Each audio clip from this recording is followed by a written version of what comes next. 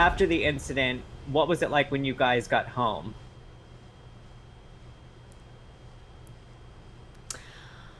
Michael was very angry when we were coming home because he felt like he didn't get to fully speak his piece. I'm a respected businessman, and that guy's touching me. Just I'm so a you know, baby, redneck, low-life family touched me. It wasn't about you. It was about me. He touched me. Baby, he touched me. Don't do that. I don't want to do that. Hey, step back. We actually jumped on a plane the following morning and went to the Bahamas. So we got to spend some time together as a family and sort of recount all that had happened next to a pool drinking a pina colada in 75-degree weather. So I'm sure that helped with diffusing the tension. What he said to me the next day, because I passed out, what he said to me the next day was he does not like seeing people who don't have the same standards for themselves that they have for other people. Just like Candiace initiated aggression with me, and just like Chris, because Michael said something to Chris pushes Michael to start a fight. They can't really hold Monique to a different standard and think she should face all these consequences, but yet they don't feel like they should ever be held to any standard or face any consequences. That's just not right. And I actually agree with him. But, I understood what Michael said, and though I don't agree with how things escalated. Why do you have on the show these people that are low-life guys to do? What's I can? You never right to this. You own this? No. Back up.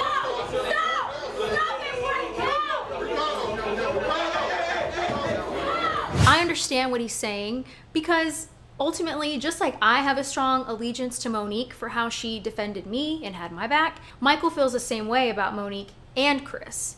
So that's just what real friends do. And Michael Darby proved that he's down. Things get even more heated with Candiace saying that you are drinking Monique's bullshit-ass Kool-Aid. The two of you are drinking this bullshit-ass Kool-Aid that she's making you drink. What it tastes like? What the bullshit tastes like? You know better, Karen. I was in shock that Candiace was attacking me so viciously. Tone, delivery, just so disrespectful. And I have been nothing but a friend to her. I just was like, where is this coming from? I think that I went backwards because I had already decided that Karen was not going to be who I needed her to be. I decided that at Wendy's Black Women Vote event.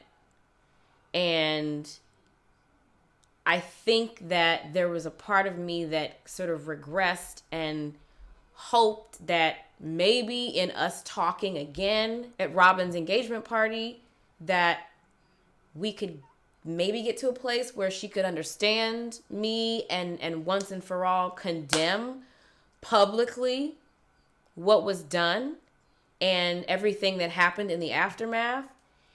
And I didn't get that.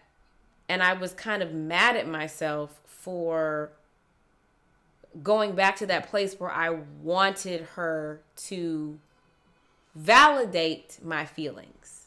I understand she was emotionally distraught from going through the fight. So I didn't want to make it about me, but still, I'm not sure, what do you call it? Your punching bag. What are you doing? You have never done that, Candiace, and I have never allowed anyone to do that to you. And I almost wish that I didn't give her the grace that I did give her as Chris and I were leaving.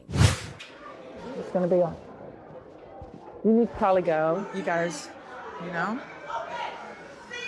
Oh, Father God. This is insane. We can't even go anywhere now, without popping off. And we're so much better than that.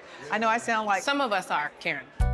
Do you deserve my respect? That you would know what I've been through and know the kind of anguish and trauma and pain and everything that I have gone through, and you are still just defending her and allowing her the space to believe her bullshit. You want to know the truth? I was hurt that Candiace would speak to me that way. That hurt me to the core because we were friends. And friends don't do that to each other. No matter what your agenda is, you could talk to me. I just felt like at that point, what was she doing? You don't deserve my grace. You don't deserve it. And I almost wish that I didn't, hug her. If the hallway wasn't full of people, maybe I would have said something. I don't know. It's certainly a conversation that's, in the future will have to be had. I do think it was emotionally guessed from her end, and I have a forgiving heart. She's going through a lot at that time, and I understood that. But there was no reason to attack me. None, ever. It was a lot. I mean, that was the last time that Karen and I really talked. We've texted, I can count on one hand the number of times I've spoken to her since that party. And every time we talked, it was very short and succinct. And so I really don't even know where to go with her. I really don't.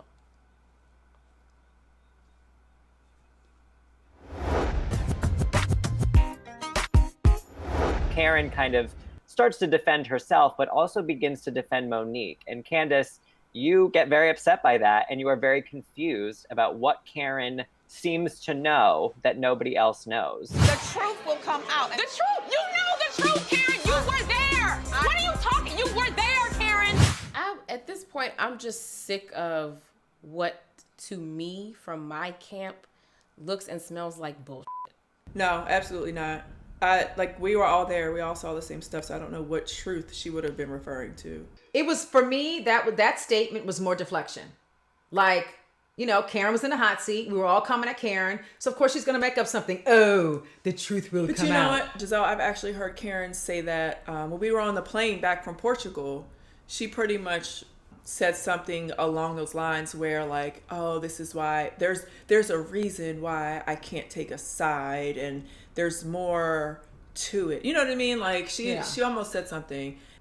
I don't know. Now you're making up shit, and you're really insulting my intelligence and the intelligence of everyone else around us, that you would make up that there has to be something else that contributes to why Monique did what she did. What is the something else? Let me say this. All season long, I wanted to have that moment with Candiace. But she, because I wouldn't choose between the two of them, gravitated toward Gizelle, Robyn, and the other ladies. I had to respect her process of healing and dealing with this, whatever way she wanted to. But I wanted to talk to Candiace privately about this, and I certainly would have, maybe not at Robyn's event, but I certainly wanted that so desperately because she needed to know why I felt the way I felt. Maybe she could have shed some light on it. I will never know. But what I do know is what I read. I saw Candiace's statement because Monique gave it to me, and I saw that Candiace admitted that she released the glass on Monique in self-defense. She called it releasing it. I'm waiting for her to tell the truth. Me seeing Candiace's handwritten statement was not, I didn't have the right to reveal that to the group. I went through hell because I didn't share that with the group, because they didn't understand why I wouldn't choose, because it confirmed to me a consensual fight between two women who happen to be my very good friends.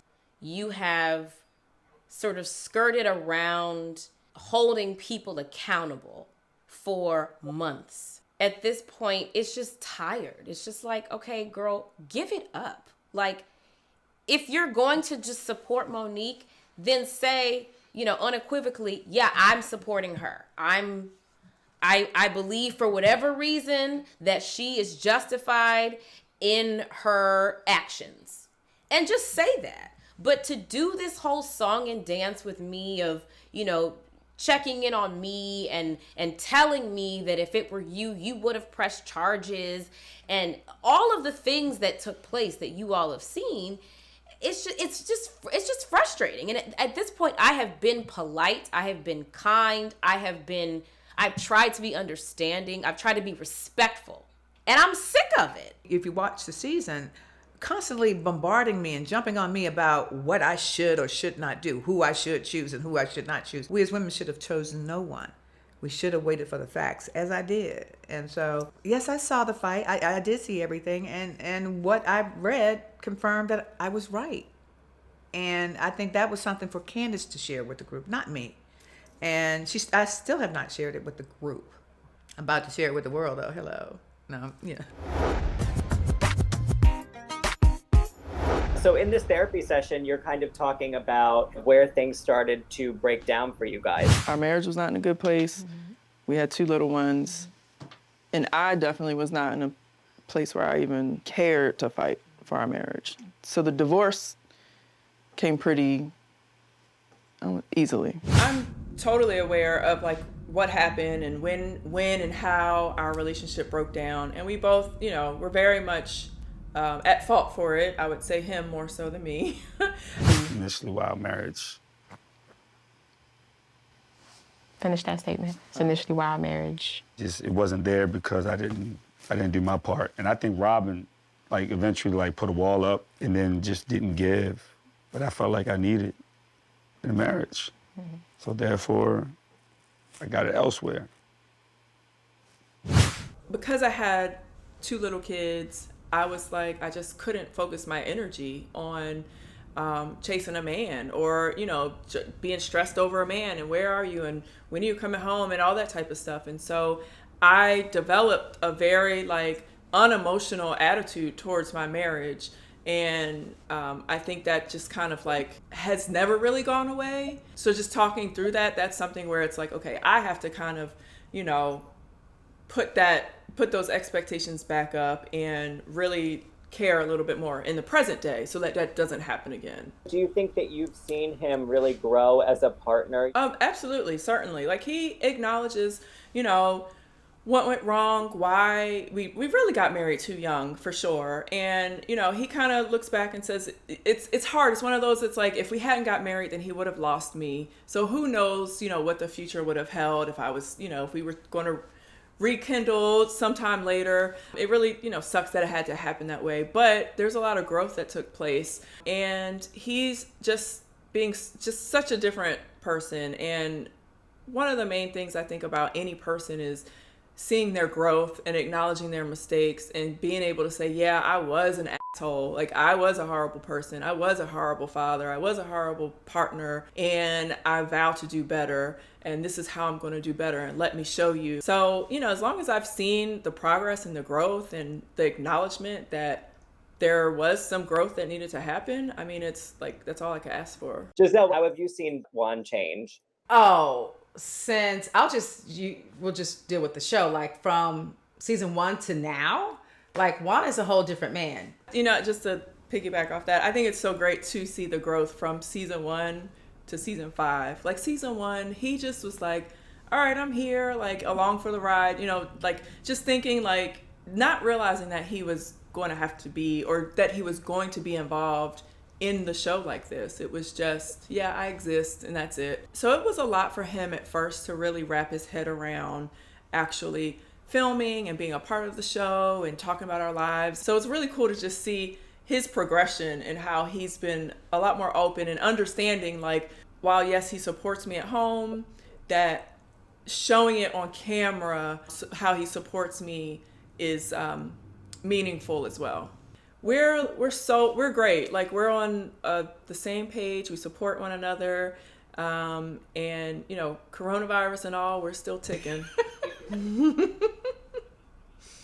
I mean, I'm so proud of the growth that I've seen from him. You know, professionally, personally, like he's a much better person today than he was when I married him. So.